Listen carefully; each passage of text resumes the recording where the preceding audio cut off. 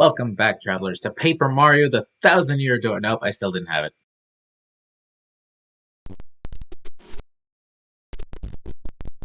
Welcome back, travelers, to Phyrexia. No, I still didn't have it. Welcome back, travelers, to Legendary Lore, where I'm welcoming you to Phyrexia.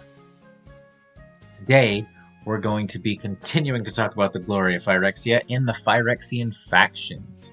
Of course, like anything, we have to have factions. Everybody has a different way of doing things, but everything is for the glory of Phyrexia. Of course, just to avoid any conflict, everybody that has a different way of doing things is separated as they should be.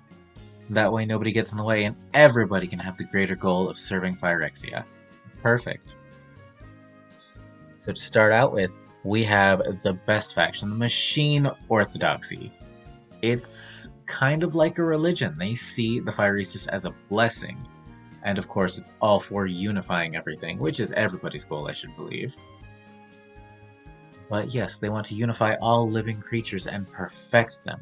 And of course, the Machine Orthodoxy is led by LFre and the Mother of Machines, who wants to expand the Machine Orthodoxy to basically the entire multiverse, and everything can be one. All will be one. Next, you have the Progress Engine. The Progress Engine, it's called an engine because it's made of a bunch of moving parts. Essentially, you know, like an engine. Perfect engine. But they became less concerned with using what they were researching on and more about perfecting their research as opposed to perfecting things for the glory of Phyrexia. It was all for experimentation. So we left them be. They still contribute a good amount. The oil they've been working on is wonderful, but they keep working on it. They won't go out and do anything for Phyrexia. So, yeah, they're led by Jin Cataxius. He just has a bunch of scientists. He's actually the only significant thing in there, because everybody else is out doing things for Phyrexia. I don't know why anybody would just commit that much to research, but it helps in the short run or long run, I suppose. It helps in the long run, I suppose. So, I suppose they're best left to their own devices, and we'll see what we can do with the oil they're developing. Maybe it can be even faster. Maybe it can be instant. I would love instant oil. That would make everything so much better.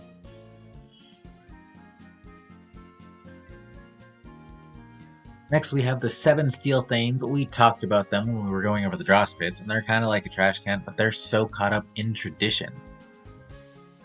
Which kind of, I guess, makes them feel like old geezers, and they fight amongst themselves, and then LFre took it over, because obviously if 7 people that are exactly the same are fighting amongst themselves like that, anybody can just go and take over, even Sheldred. But yeah, they believe they are directly aligned with Yawgmoth's teachings. They're basically like the Mandalorians that we see in The Mandalorian. And they're led by Sheldred, the Whispering One. She is the Black Aligned Praetor, and she's cruel. She basically embodies an old Phyrexian. She's more about the infection. She's not about unifying everything. I believe she's trying to stage a coup. That has yet to be seen, but it's just a feeling. Next, we have the Quiet Furnace, led by Urabrask. The members of the Quiet Furnace are very emotional still. Can't quite comprehend that one. It had something to do with the Red Sun. But, yeah, Urabrask leads the Quiet Furnace, and he prefers people to willingly join Phyrexia. That way he can keep their strongest forms intact and things that wanted to join us intact, and he believes that people should want to join Phyrexia, which I do too. People should want to join Phyrexia, but also everybody wants to join Phyrexia. It's Phyrexia, and if they don't want to, they just do. It's Phyrexia. Why would you not want to join up with us? Seems odd to me, but that is his view, so we leave him to his own devices, and the Quiet Furnace does seem to be functioning decently well. Urabrask himself, however, does not want everything to be one. He wants everybody to be Phyrexian in their own individuality, but like, when you leave people to their individuality, they just do things wrong. Why would he want that? It just does not quite make sense to me, but that is one way of doing things. As long as he's loyal to us, there's no way he's planning an attack on the Mother of Machines or anybody in charge in Phyrexia. that would be bad. But he's not doing that. That would be foolish. Next, we have the Vicious Swarm. These are as primal as Phyrexians can get. They are all about survival of the fittest, all about survival tactics. It's about survival. It's about being strong. They are the ones that run the arena, and they are led by Vorinclex, who is the strongest of the strong. He evolves, he adapts, he is the epitome of a green praetor. He's so cool. I love it, and all of his, everybody in the Vicious Swarm aspires to be like him. Glisa partners with Vorinclex because Vorinclex is a bit savage and can't always articulate what he means at times. So she acts as his voice and also stands by his side. She commands a Vicious Swarm. Vorinclex usually seems happy about whatever she's commanding them. So I'm guessing the two are in sync. They seem like it. I'm pretty sure Vorinclex just wants to punch things or see things punched though, which I can respect. And then we have Phyrexians that are not aligned with any of the factions, or as you notice the pattern, don't really serve any of the praetors. So first we have the Domini. The Domini. Domini?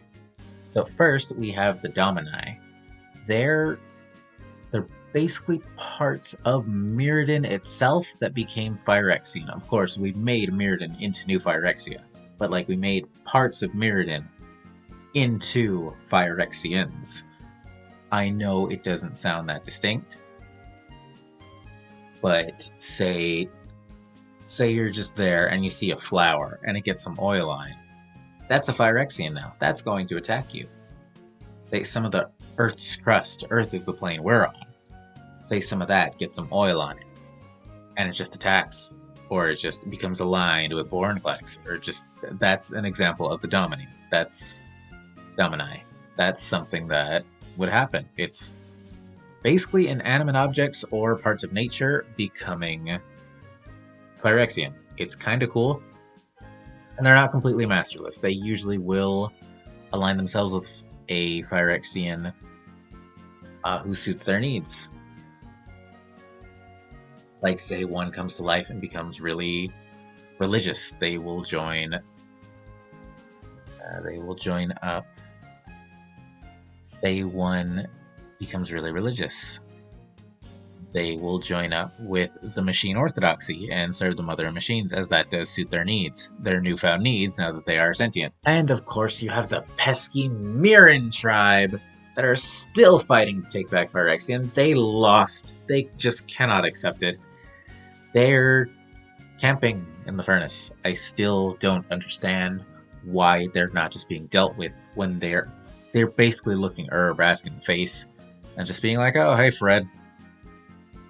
It's just like, oh, yeah, and then they both just go to work, and I don't know why I'm making them sound like construction workers, but that's how it is.